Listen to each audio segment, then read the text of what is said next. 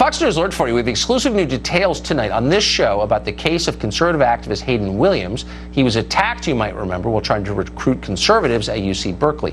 Harmeet Dhillon is an attorney. She represents Williams, and she joins us tonight with the latest. Harmeet, thanks a lot for coming on. So this was caught on tape. It should be fairly straightforward. What do we know? Well, Zachary Greenberg, who is not a student at UC Berkeley but sort of floats around on the campus, assaulted Hayden Williams on the video that has gone viral all over the country without provocation. He cold-cocked him, and Hayden has sustained injuries to his face as a result of that and his phone.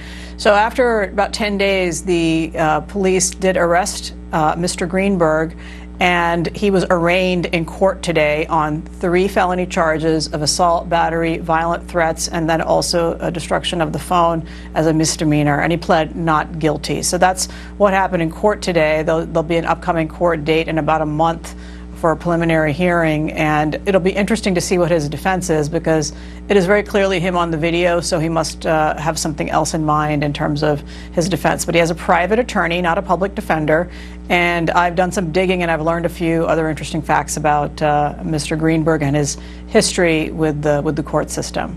So give us a flavor of what those might be. So Mr. Greenberg, over the past couple of years, has had numerous incidents where he's filed restraining orders against his roommates in multiple group houses and then moved out of those group houses. His roommates have put in evidence that has been more believable and believed by the court that none of those incidents happened. He's also had a restraining order filed against him by a former roommate, which was granted by a court, and as a result of that restraining order, he had to turn in his guns to the authorities. He has filed several lawsuits against landlords for charges that were later dismissed by the court and found not to be valid. And he has filed small claims against roommates, again, found not to be sustained for the most part. And so, like almost a dozen lawsuits that I've uncovered that this man is involved in. And interestingly, Tucker, this is a tactic actually that I've seen used in another case involving a Berkeley violent activist. So you've had Yvette Falarka on your show. We sure and have. Falarka has filed false restraining orders against conservatives on the Berkeley campus. There's a case that I'm involved in that's now in the Court of Appeals on that, where we defeated a false restraining order by her.